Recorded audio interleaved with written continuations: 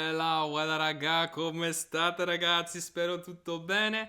Welcome to another episode in our Zero to Hero Italian Grammar series where I write everything down on the digital whiteboard.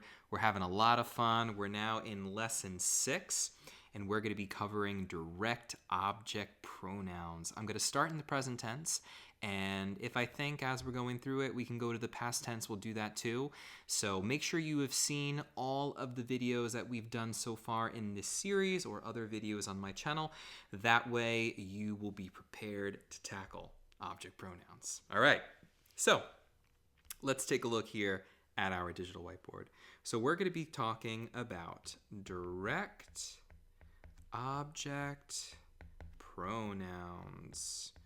Now, sometimes I like to write this just D-O-P.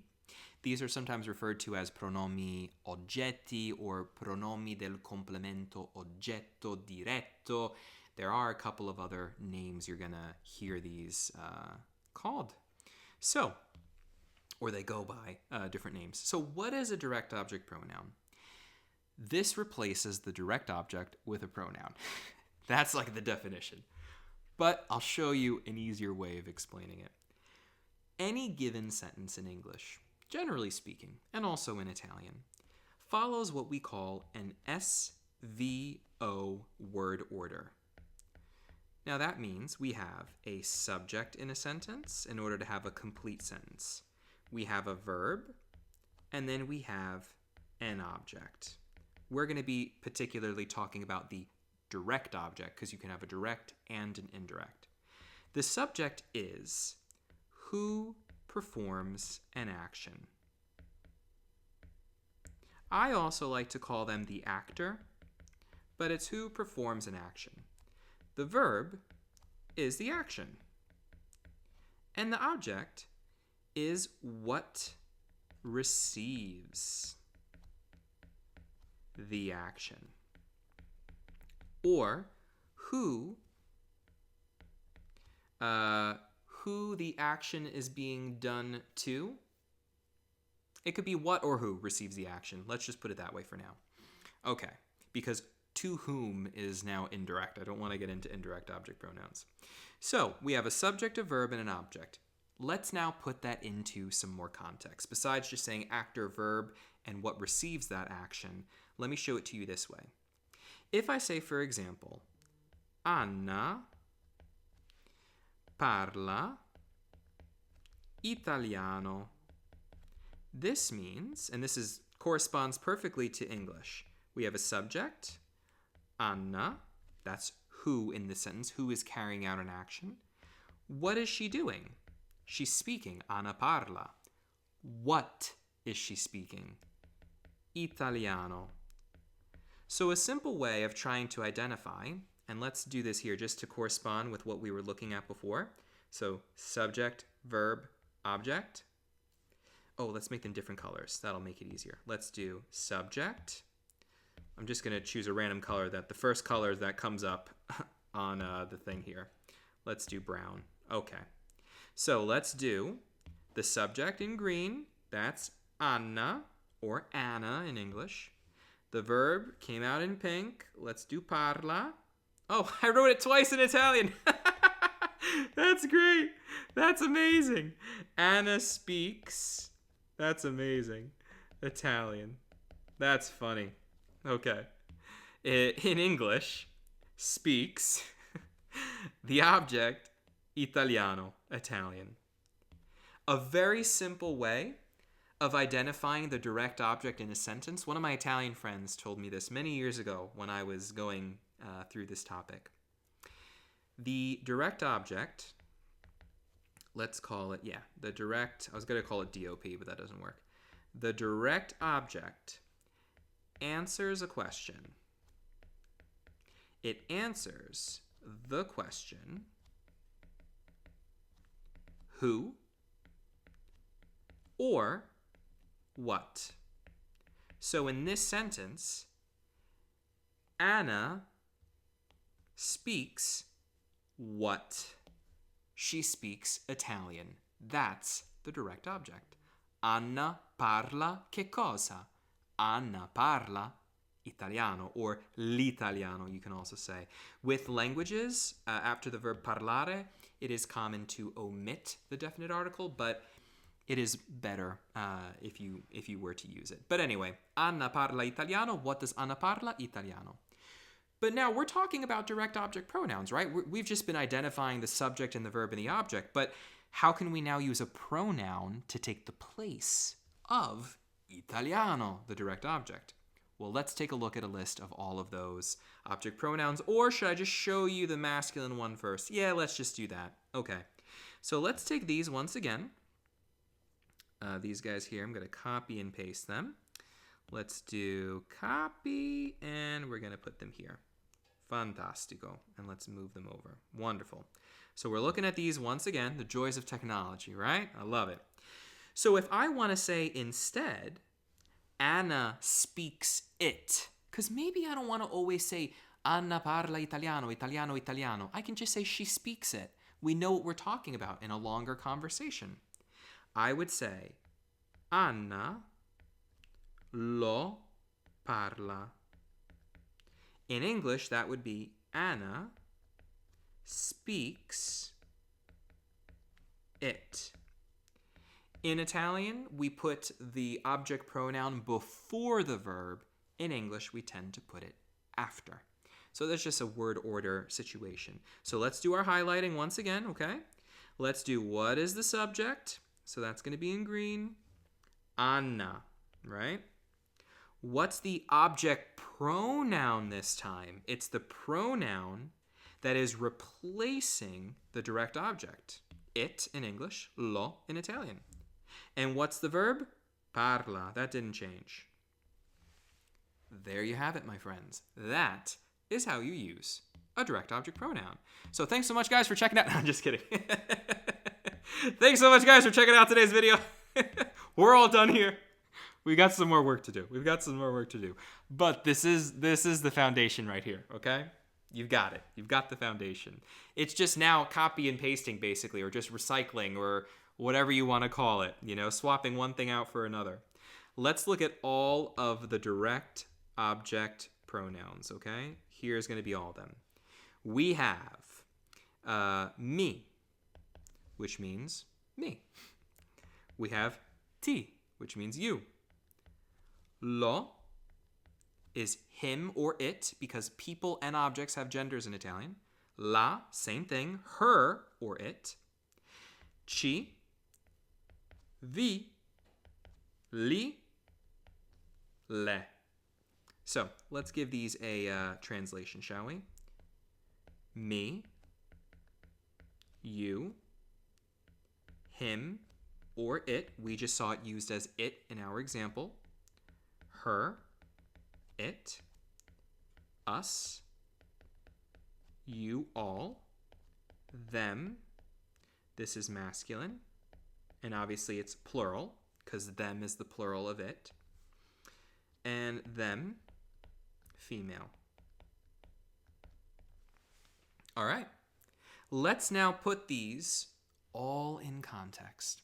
We just have to go through a lot of examples, a lot of sentences, which is cool because now we can start doing sentences. That's good stuff. That's good stuff. So now let's put these into context, okay? We're going to go through each one.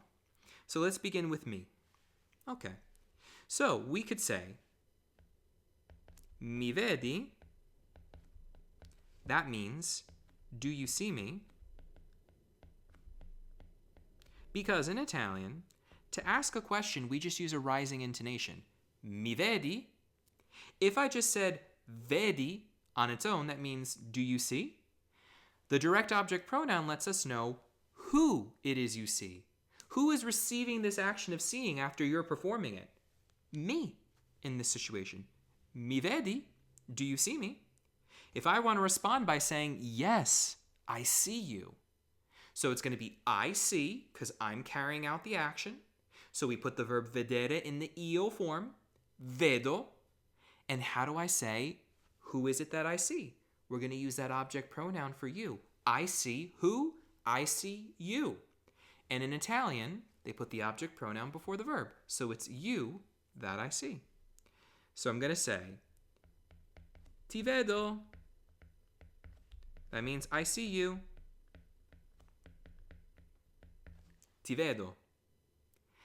Let's now put it in using lo and la, right? Let's use the verb volere, to want something.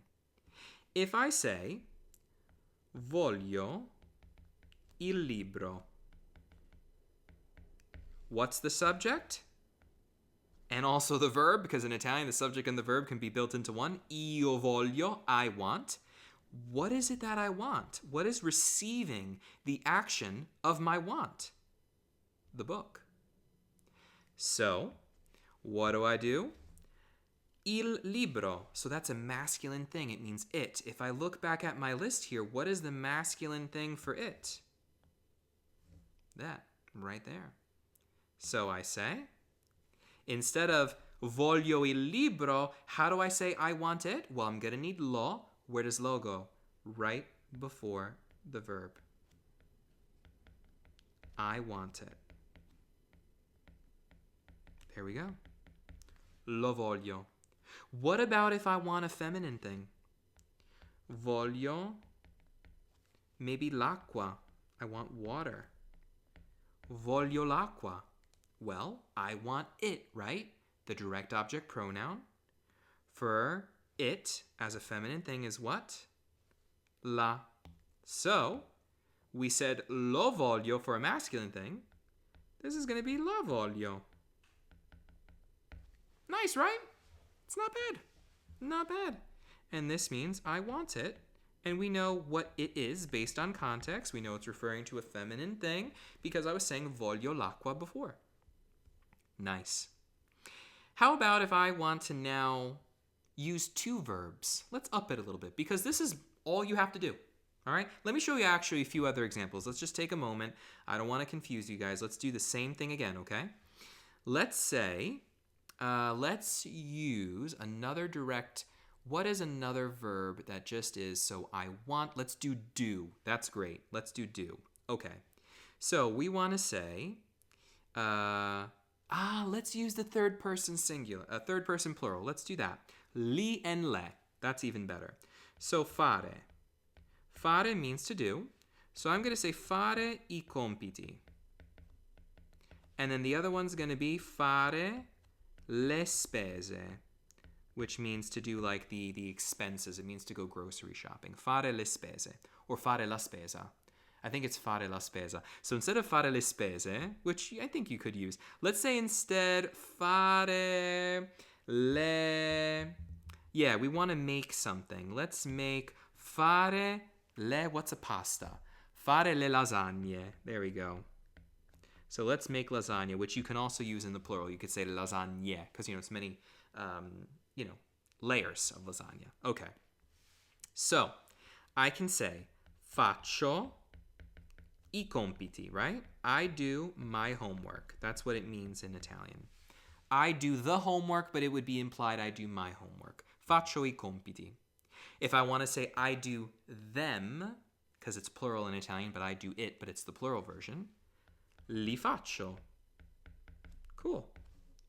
And fare le lasagne, I could say tu, let's do it in the tu form, fai le lasagne. So are you making the lasagna? And let's say I'm asking you a second time. Le fai? Are you making them? See how that works? Let's now use it, I want to do my homework. Let's use two verbs. How does that work? Okay. Voglio fare I miei compiti. Okay. Voglio fare I miei compiti. We got two verbs. We always say the object pronoun goes before the verb, right? Okay. Li voglio fare. That's fine. We have another option here, which is pretty cool. When a verb is not conjugated, you can actually put the object pronoun at the end of the unconjugated verb. Voglio farli. You cut off the E. Voglio farli. It's perfectly fine. What about with vuoi fare le lasagne? Do you want to make the lasagna now? Le vuoi fare? Perfectly fine to say. Or vuoi farle? Do you want to make them? Nice and easy, right? Nice and easy. Let's now do ci and vi. Let's say with vedere. So, we're going to say voglio vedervi. What do you think this means? Voglio vedervi. I want to see. Who is it that I want to see? You all. I want to see you or you all. It just means plural. It's the plural you, a group of people. Voglio vedervi. Could you also say vi voglio vedere? Absolutely. Means the exact same thing in English. And even in Italian, it means the same exact thing. It's just where you're putting the object pronoun. The meaning's the same. If I want to ask someone a question, vuoi vederci? Who is it that you want to see? Do you want to see us? Yeah. Do you want to see us? How can I also say it? Take that object pronoun, put it at the front. Ci vuoi vedere? Do you want to see us? Yeah. And there you have it. Ci vuoi vedere? Pretty nice, right? It's not that bad. Now, what I think we could do is go on to looking at these in the passato prossimo. Do I want to do that now as I'm introducing the topic? Would you guys be okay with that? What do you think? It might take us like another 5 minutes. Let's just do it. Come on, let's do it. All right, so we did all the object pronouns. We understand their usage, right? Now let's look at them in the passato prossimo. Okay, let's do it. So DOP with passato prossimo. All right, guys, let's do it. Let's do it. Let's make it happen. DOP with passato prossimo. We're going to focus on the third person pronouns, okay? We're going to focus on lo, la, li, and le. We do something special. We do concordanza with avere. We normally never do gender and number agreement with avere. It's only with essere. With direct object pronouns, it is an exception. Okay? Let's put that in red. This is an exception to the general rule. All right? Because we never normally do this. So, how are we going to do gender number agreement? We agree the main verb. If you remember our lesson on passato prossimo, for example, let's just do a little review, okay? Review. We say io sono andato. If you're female, you'll say io sono andata, okay? That's the ending we're going to change to correspond with the direct object pronoun. There's another rule to pay attention to. Lo and la attach onto avere. So I'll show you what that looks like. If I say ho voluto il libro, I wanted the book. How do I say I wanted it? I would use lo. So, here's one way of writing it. Lo ho voluto. What's the best way of writing it? Bring these two together and make a contraction. L'ho voluto. Very nice. What happens, though, if it's a feminine thing? And then I have to change this last letter. It just happens to default end in O. But if it's a female thing, a feminine thing I wanted, I have to do gender number agreement. For example, Ho voluto la, let's say la, what's a feminine word? Bottiglia. Bottiglia. I wanted the bottle. Using the direct object pronoun, what is it that I wanted? A female thing, a feminine thing rather. So la. La, ho, I'm going to say voluto, but I can't because it's a feminine thing. La ho voluta. But this is not really the best way to write it. You're supposed to bring this together. So you say l'ho voluta. Okay? Now, what's really the logic behind this? Why are we doing it? If you think about it, I don't know. When I'm saying l'ho here and l'ho here, what's hidden in it? Is it l'ho or is it la? Because they both attach, I don't know. So doing this gender and number agreement here lets me know if it's l'ho or la. There you have it. All right. Now, l'ho and la attach onto avere. Li and le don't, but you still have to do gender and number agreement. So, li and le, I hope that's the way I said it because that's what I meant. Li and le do not attach, but still agree in gender and number. Okay. Molto bene. So if I wanted a group of things like the books, ho voluto I libri. How would I say I wanted them? I would use li, right? Li, ho, do gender and number agreement, li ho voluti. If it's a feminine thing, ho voluto, le bottiglie, I would say le ho volute. There you go. Now, technically speaking, can you do this with me, with ti, with chi and vi? The answer is yes. Is it always done? No. Just focus on the third person direct object pronouns in passato prossimo with gender and number agreement. The me, the ti, the chi, and the vi, you can kind of leave aside, okay?